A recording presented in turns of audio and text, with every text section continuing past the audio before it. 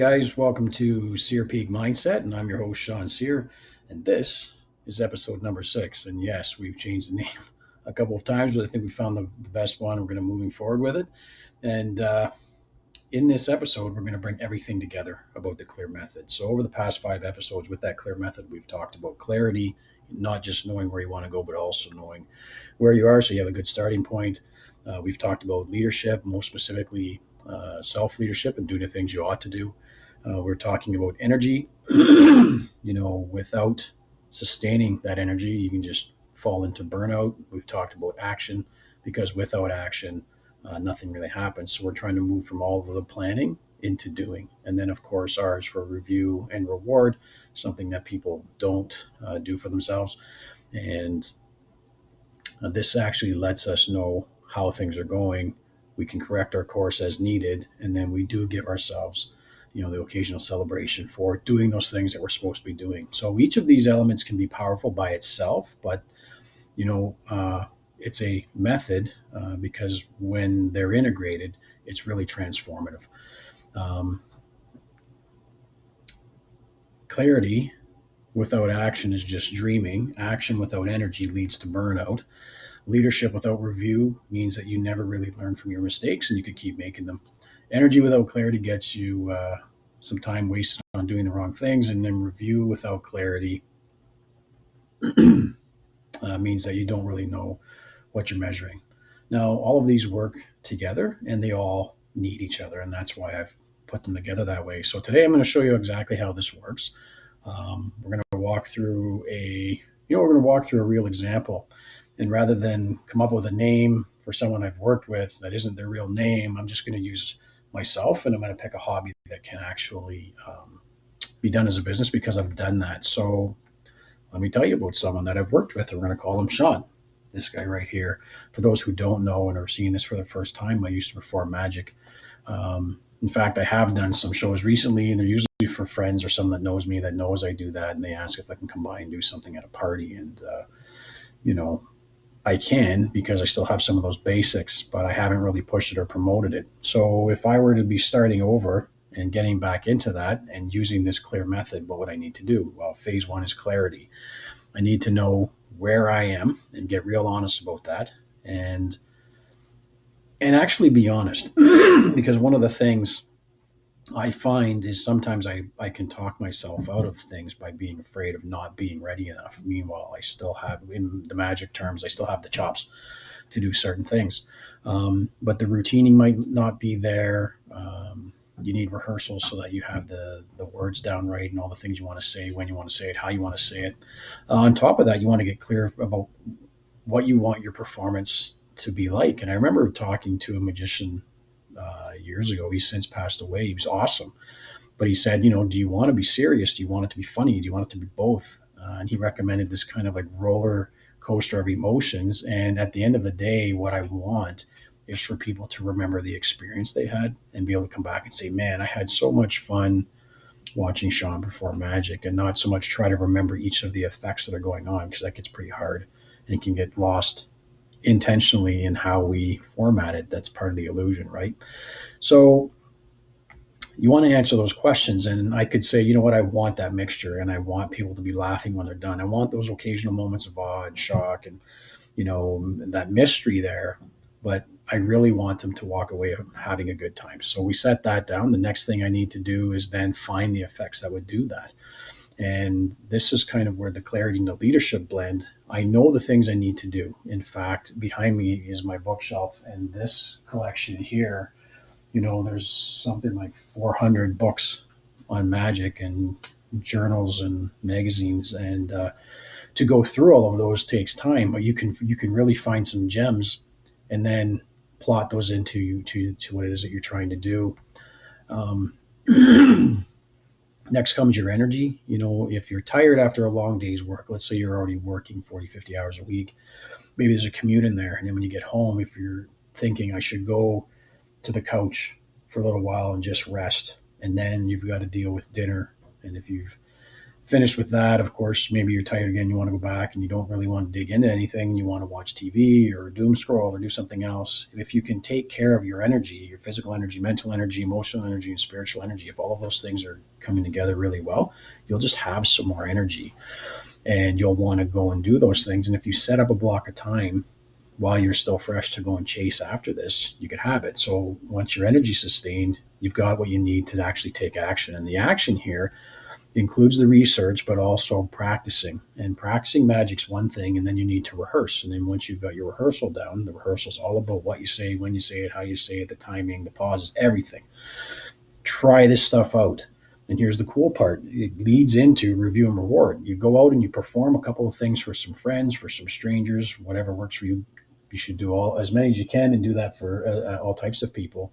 And then you'll see what is bringing you the result that you're looking for.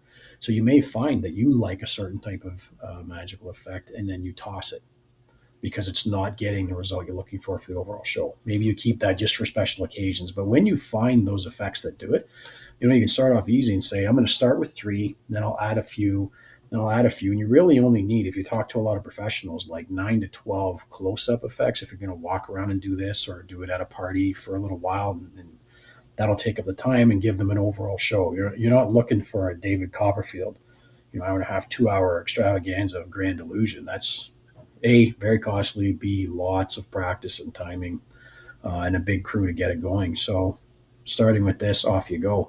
And then review and reward. So the review part is you come back and see what's working, what's not, but then there's the reward right side. So when I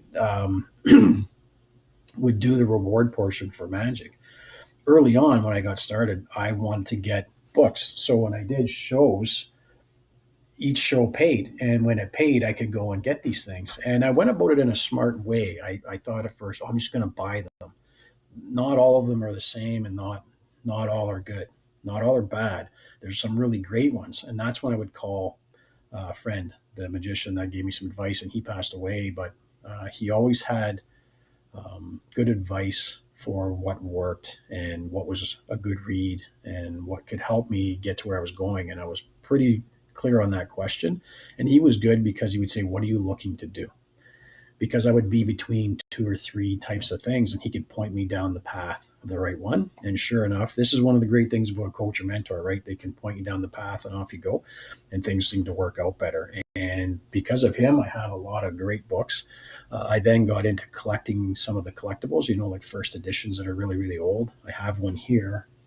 I think it's worth $400 or $500. I haven't checked, but it's an original print, and I was pretty proud of being able to save up the money to get that.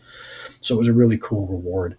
So the result in doing that, you too, if this is what you want, you could do these things, or you could have a whole bunch of people that you're amazing and bringing some joy and some mystery to. And that would be using the clear method to pick up something like magic. And some people see it's a hobby. You could use it as one to help you reset, or you could go out and get paid and make some very good money doing those things. This method can be applied to anything that you're going after, whether it's in life or your business. You can apply these things. So let's show you how these 5 elements actually work together, and they kind of flow, and then it's a cycle. It's not just a straight line. So clarity leads to leadership. Your clarity defines what your self-leadership actually looks like. When you're clear on your values and your vision, what behaviors that you need to practice and what patterns you need to stop. And without that, you can work on self-discipline, self-regulation, but you don't know what you're really disciplining yourself toward. So with clarity, every self-leadership decision has a purpose. And then your leadership leads into energy, because when you lead yourself well, when you honor your commitments, you set your boundaries, and you make those aligned decisions, you stop draining your energy on things that don't really matter. So self-leadership, as much as it's to discipline you to go and do the things you need to do, it's also about protecting your energy. It's saying no to energy vampires. It's structuring your day around your natural rhythms, and then it's managing yourself so that you can sustain the things you're trying to do. And of course, energy then leads to action. This one's obvious and silly that it's sometimes overlooked. So when you have energy, when your mental, physical, emotional, spiritual states are good, action just becomes easier. You're not really forcing yourself alone or in willpower alone. Most people try to take action when they're depleted, and then they wonder why they can't sustain any momentum. Energy is the fuel for that consistent action. And then action will lead to review. So action creates the data that you need to review. And you can't reflect on your progress if you haven't made any. And you can't learn from any mistakes if you haven't made those yet either. And this is really cool. I was listening to Gary Vaynerchuk, and yeah, great line. He goes, there's no losers in life. There's just people that are losing. We just haven't found the way to win just yet. And then I jumped into who doesn't like a good comeback story. So why not write your own comeback story? Yeah, you've had some downs and maybe you haven't hit it yet, but hey, let's write that story, rescript it, and go out and win. Everybody loves that moment. And then your review just goes right back to clarity, because when you're reviewing things, you might see some progress and take away some of your lessons and say, oh, wow, my vision isn't quite right. I need to tweak that a bit. Has to get updated. Or maybe you're taking off like wildfire and you blow right past it. And you're like, oh my goodness, I set my bar so low. I've really got to raise that a lot more to cause myself to stretch. So review keeps your clarity current and relevant, and then it prevents you from rigidly pursuing a goal that no longer serves you, right? I mentioned it before, the ladder on the wrong wall. You want to make sure you've got that going the right way. So how do you actually implement this into your own life? Well, let's use a practical framework so you can do this. So number one, assess where you are right now. So go through each element, the CLEAR, and rate yourself on a scale of 1 to 10. So clarity, how clear am I on my visions, my values, my obstacles? 1 out of 10. Leadership, how well am I leading myself with integrity and accountability? Energy, how well am I managing my physical, mental, emotional, and spiritual energy? Action, how consistently am I taking meaningful action toward my goals? And review, how regularly am I reflecting on progress and celebrating wins? Be honest, it's only data, because step 2 is identifying your starting point. So look at those scores and which element from the CLEAR method is your biggest opportunity. Where was it weakest? This is your biggest opportunity, because we can ramp this up. So start there. Don't try to fix everything at once. Pick one element that, if you were to strengthen it, would have the biggest impact on everything else. If you're already really good at taking action, but you're just not clear on where you're trying to get to, you could be just running all over the place. And that, like we mentioned, could lead to burnout. But if you can take all of that energy and focus it in on just one thing, right? Get really clear and hit all of it on one point, you'd be unstoppable. Step 3, create your 90-day clear plan. So let's get specific. For the next 90 days, you're going to focus on strengthening your weakest element while maintaining the others. That's the key too. You have to maintain them. You can't drop everything else just for this. And here's a template. So clarity. If it was clarity, my vision statement is, write this out. You can do this for all of them, and then put a big circle around the one you want to focus on more and give a lot more energy to. So my vision statement is, write that out. My top 3 values are, list them. My biggest obstacle is, name it. How I'll maintain clarity, a weekly review of your vision and values. All right, so write that down. Leadership. My self-leadership focus for 90 days is, pick one pillar that was mentioned in the leadership podcast. My daily practice is one specific habit, and my accountability structure is how you'll track it. For energy, my energy type to focus on is it physical, mental, emotional, or spiritual? Pick one, focus on that for the next 90 days. My energy upgrade is one specific change there that will allow for more energy. And my energy protection is one boundary or elimination so that can't be sapped. Action, my one most important goal for 90 days is, so what are you building toward? All right. What are the minimum viable weekly actions that you can take? Put 2 to 3 things. Remember, if we have too many, it can get overwhelming. 2 to 3 is fine. And my accountability is, so how are you going to ensure that you're actually following through? Review and reward. My daily review time is what and when, and what questions are you going to ask yourself? My weekly review time is same thing, a when and what framework. And my celebration plan is, how are you going to mark your progress? So if I was doing this for 90 days and I was doing the magic thing, once I had my show put together and rehearsed, I take my wife to dinner. When I go out and I perform, I don't know, I buy myself a cool hat or a book I want to get, or no, it shouldn't be that because I'm always buying books. There's got to be something that's a little bit more unique than that. And then maybe when you hit your first show, if you have one after the 90 days, you take some of that and you could take yourself to a magic convention or a seminar, or go see another professional perform, or go do whatever you want. It doesn't always have to be related to what it is you're focusing on. You could go do a music concert, have fun. So write all this stuff down and then put it somewhere where you're always going to see it. Step 4, build your weekly clear rhythm. So here's what a week in clear method would look like. Monday, start with clarity. Review your vision, set your weekly intentions. Tuesday through Thursday, focus on action. Do your most important work when your energy is highest and practice your self-leadership daily. So get those key things out of the way right away and then worry about the rest of the day. You can always do a couple more after, but those key things first. Friday is your weekly review. What worked, what didn't, what are you celebrating, what's your focus for next week. And on the weekend, restore your energy. So do those things that refuel you physically, mentally, emotionally, spiritually. And then this rhythm keeps all of those 5 elements integrated and flowing. Step 5, your quarterly clear reset. So every 90 days, do another assessment.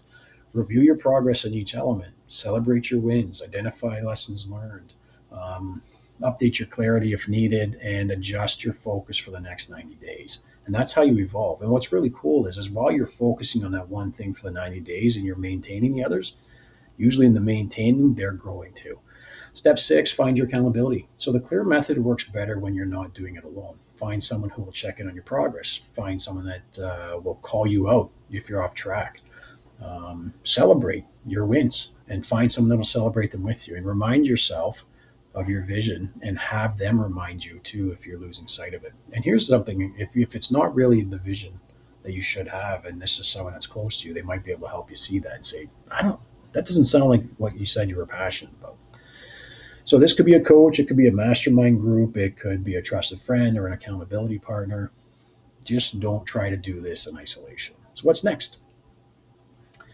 So we've completed the foundation. You understand the 5 elements. You see how they work together. You've got a framework for implementing all of this. But here's what I want you to understand. That clear method isn't something you do once and then you're done. It's actually a way of operating. And it's how you approach your goals. It's how you approach your business. It's how you approach your life. Clarity isn't a one-time exercise. It's an ongoing practice. If you're going to check in with yourself and do the review. And then you can make sure that you're still headed where you want to go. Leadership isn't a skill that you master and forget. It's actually a daily choice to show up with integrity and do the right thing. Energy management isn't something that you fix. It's something that you tend to, like a garden. Action isn't a sprint. It's a series of imperfect steps consistently over time. Review isn't an afterthought. It's how you learn, grow, and stay on track. This all is a lifetime practice. And the beautiful thing is, the more you do it, the more natural it becomes. This becomes your new skill set and habit. Now, in future episodes, I'm going to bring on some guests who have actually used this method to create real transformation in their businesses and lives. You're going to hear their stories. You're going to hear their challenges. You're going to hear their breakthroughs. And then you're going to see that this works for different people in different industries with different goals. It works right across the board. The framework is universal, even though the application is focused and personal. So before we get into the guest interviews, I want to give you time to implement what you've learned. I want you to start living this, not just learning about it. So here's my challenge to you. Take the next 30 days and commit to the clear method. Get clear on your vision and values. Choose one self-leadership practice and do it daily. Make one energy upgrade and protect it. Take one meaningful action each week and do a weekly review every Friday. Just 30 days. You can go for 60 more if it's working well. Just see what happens in the 30. And then document your journey. Take some notes, track your progress, notice what's changing, because I promise you, if you do the work, you will not be the same person in 30 days. You'll be clearer, you'll be stronger, more energized, more consistent, and more aware of your growth. So we've covered a lot of ground together. We've done 6 episodes now, 5 elements covered in the first 5, one integrated system shown here in the end for creating the life and the business that you actually want. And I want to take a moment to acknowledge something. If you're still here, if you've been doing the work, you are in the top 5% of people, because most people consume content but never implement it. Most people learn but never change. But you're different. You're here because you've committed to the growth. You're willing to do the uncomfortable work of transformation. That's who you are. That's who you're becoming. And I'm wanting to be a part of your journey. So as we move into the next phase of this podcast, the guest interviews, I just want you to listen for some patterns. Listen for how these successful people are using some elements of the clear method. Even if they call it something different, just listen for those principles that we've covered. Because once you see the framework, you'll start seeing it everywhere, and you'll start to see it where it's not. That's pretty neat too. So thank you for being here from episode 1 through to episode 6. Thank you for trusting me with your time and your growth, and thank you for doing the work. If this clear method's helped you out, I'd love to hear about it. I'd like you to share your story with me down below, or you could send me an email to sean.cccinc@gmail.com. And if you know someone who needs this framework, share this podcast with them. Take it one step further. If you have some success over the next 30 to 90 days, I'd love to hear about it. And then I'd love to have you as a guest on this podcast, and we can share that with the world. So until next time, we'll have a guest with us next time. Stay clear, lead yourself well, protect your energy, take imperfect action, celebrate your progress, and keep moving forward. This is the Cyr Peak Mindset. I'm Sean Cyr, and I'll see you in the next episode.